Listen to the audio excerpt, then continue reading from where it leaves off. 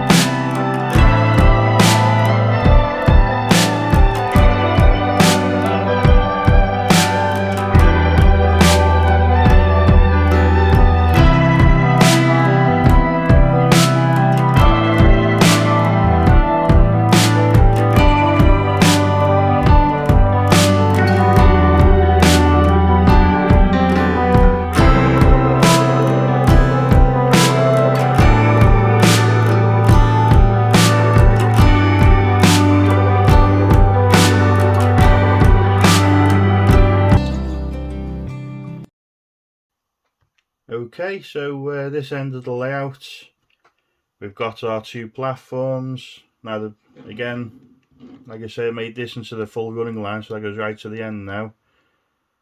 This platform I've turned round. It was originally facing this side, but I think it's a shame because as you're viewing the layout, you want it to be facing you. So that's what I've done. So this will be the head shunt siding going into the engine shed, and this is just a piece of passenger rolling stock. I thought, trying to experiment what could fit in this platform. You could just about get this in. One of the Hatton's coaches. So, like I say, I gave this a bit more shape. I gave this a very, very gentle curve coming into the station here to try and move it away from here to give it, again, a bit more room. A platform which is made out of Metcalfe paving stones. Let me just get an example there. So basically these are paving slabs, although I did glue them because they pull themselves up after a little while. The engine shed. Now, I could not get 009 gauge size shed doors anywhere, so these were from Scale Model Scenery. So these are actually for a good shed. So the idea now for this museum is, this was the original good shed, and it's been converted into the narrow gauge museum shed. So obviously we've got the shed doors for the rolling stock, and we've got our little entrance door for people to go in off the platform and view what's inside.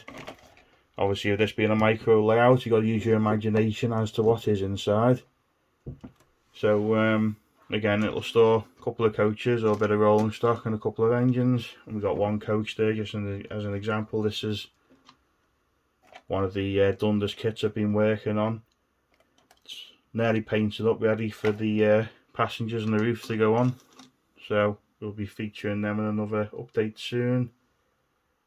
Now we just scroll across here. Sorry about the camera.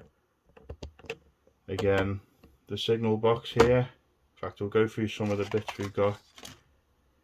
So this signal box, I did paint the interior, but I decided to just glue the roof on in the end because it was a bit much hassle taking it on and off. This was a Wills kit, reasonably cheap to buy, and I've just painted up in colours I prefer. I sort of copied off the Settle to Carlisle station colours. I'll probably paint the Narrowgate shed doors the same colour as well. The little crossings here, I haven't glued the Narrowgate one down yet, 'cause I've still got to file a bit off it. But that's basically one of these kits here, barrow crossing. Again, reasonably cheap to buy. The engine shed doors are these from Scale Model Scenery. Again, check out their website. This is where this board came from, by the way, if you remember. They do a few little layout boards, mainly for demonstrations, but you can actually get an extra section for this one to make it about 1.5 foot longer. So, you can make a reasonably good size layout. With my brick edging here, I've still got to work out what to put on the top, just like a coping stone, just to finish it off. These are out of the paving slab box, so if there's enough of them, I might use those. Again, on the platform here, I need to finish off a path down to here, so I might use scatter, I might use more paving slabs down here. I think I'll use scatter, maybe mixture of earth with tarmac or something like that. So it's coming on nicely, I think. Now we'll just skip to the other end now and have a quick look at that. Okay, so not much change here apart from the ballast. So I used the general ballast, and towards the engine shed I used it's like your hot ashes tarmac sort of thing. Now, just know from looking at loco sheds and heritage railways that the track here is always black. I presume it's like a mixture of soot and ballast and so on. So yeah, got some more details to add here. I need to add some sort of lintels to these doors here, just so it's not floating bricks. Also, whether to add shed doors like I've done with the other shed, or create the effect of a shutter, so shutters come down. So not too sure yet.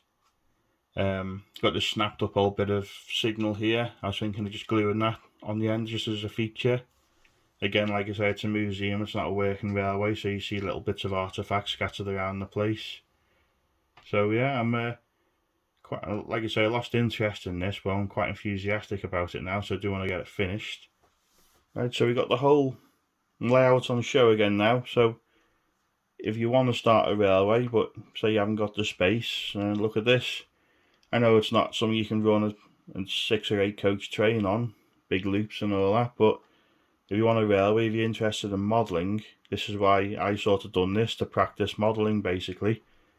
Again, so all these examples here, what you can actually buy now. You buy plastic card, brick paper, and you've got all the windows and doors, gutters, roof pieces. So you got these as well, slates, and all different fences. So that's £5.80. That'll do a couple of layouts for me. It's certainly not going to be all be used up on this. It's just an example of what you can get. Now, like I say, I think maybe one more update on this, because basically, like I say, quick summary, got to add the pathway, a few little accessories. I think I've got a pot somewhere, but I'll probably show that in the next video. And like I say, people, accessories, obviously members of staff that work on the museum. Some signage as well would be nice. I was thinking maybe a nice sign across the side of the shed here, explaining the name of the museum, if I can think of one. Yeah, hopefully that'll be done in the next few weeks, fingers crossed, and we'll see. I'm off to the Isle of Man at the end of this month, so I might not quite get it finished, but we'll see. But yeah, let me know what you think. I'll show a few clips of it running to show you the potential of it, and once it's finished we will do a few running sessions just to show what you can do in a space that's less than 4 foot by a foot wide. So I hope you enjoyed the video, and keep an eye out for the next one, and of course like, comment, subscribe, and a big thanks again for watching my videos. So I'll see you soon. Bye for now.